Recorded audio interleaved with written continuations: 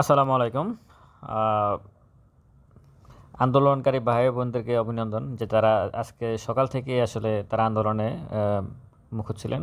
আপনারা অবশ্যই আমার ভিডিওটা শেয়ার করে দিবেন, কারণ এই ভিডিওটা সবার কাছে যাওয়াটা খুবই জরুরি।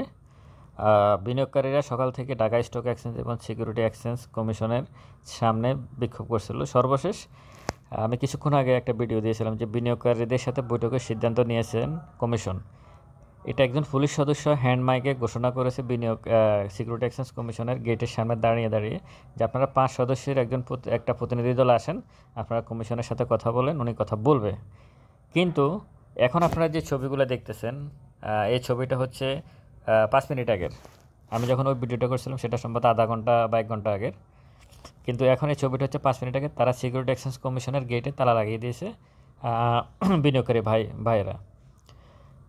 এবং আমার ধারণা, আমি যেটা অনুমান করতেছি, এই গেটের তালা লাগানোর আগে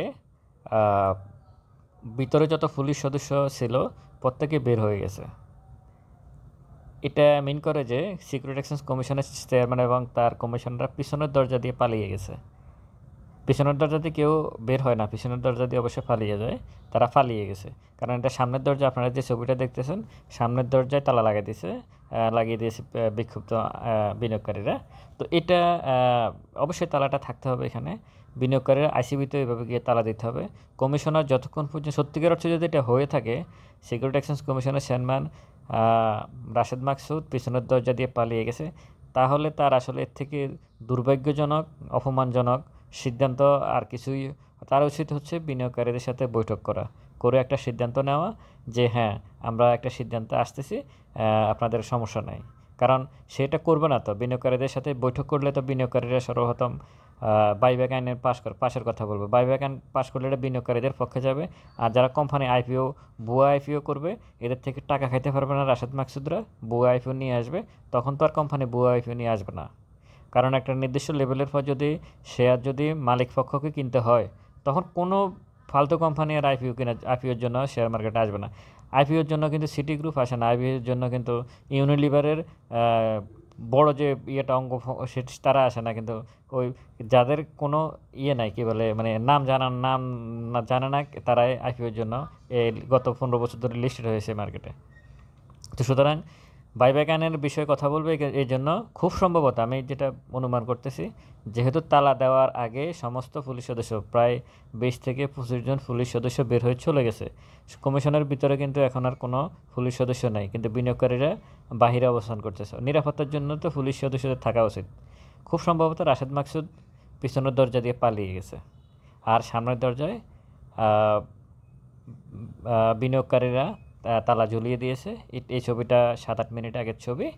আর এর আগে সে নিজে ঘোষণা দিয়েছিল পুলিশ সদস্যদেরকে দিয়ে সে বিনিয়োগকারীদের সাথে বৈঠক করবে। কিন্তু খুব সম্ভবত তার এর থেকে দুঃখজনক কী হতে পারে যে বিনিয়োগকারী বান্ধব একটা কমিশন হবে, বিনিয়োগকারীদের সাথে বৈঠক করতে সে ভয় পায়। তাহলে এর মতো কমিশনার এখানে থাকার কি কোনো যুক্তি আছে? তাকে স্ট্যান্ডার্ড ব্যাংক থেকে এমডির পদ থেকে বের করে দেওয়া হয়েছে। তার নিয়োগটাই ইলিগেল ছিল। মানে তার নিয়োগের আগে মাসরুর রিয়াজকে নিয়োগ দেওয়া হয়েছিল সিকিউরিটি এক্সচেঞ্জ কমিশন কী বলে বাংলাদেশ সরকারে সর্বপ্রথম মাসরুর রিয়াজকে নিয়োগ দেওয়া হয়েছিল। এরপর তার বিরুদ্ধে অভিযোগ ওঠার কারণে সেটা বন্ধ করে কোত্থেকে অথর্বকে ধরে নিয়ে আসছে। এখন এটার কি বলে এই অবস্থা করছে মার্কেটের পুরা এমনিতে মার্কেটে বিনিয়োগকারীদের করুণে তার উপর এর মতো লোক এখানে এসে পুরো মার্কেটকে ডেস্ট্রয় করে দিয়েছে। সুতরাং বিনিয়োগকারী ভাইরা যারা আন্দোলন করছেন তাদের প্রতি অনেক কৃতজ্ঞতা। আপনারা যে তালা দিয়েছেন, এইভাবে আইসিবিতে গিয়ে আবু আহমদকে বের করে দিয়ে এইভাবে তালা দিতে হবে। এবং এই শিবলি রুবাই কী বলে কমিশনার মাসুর রিয়াজকে ধরে, মানে তাকে ভালোভাবে এটা কী বলে ধরে ব্যবস্থা নিতে হবে। এবং কী বলে তারা এত কিছু করতেছে, কিন্তু শিবলি রুবাইতুল ইসলামকে অ্যারেস্ট করতেছে না।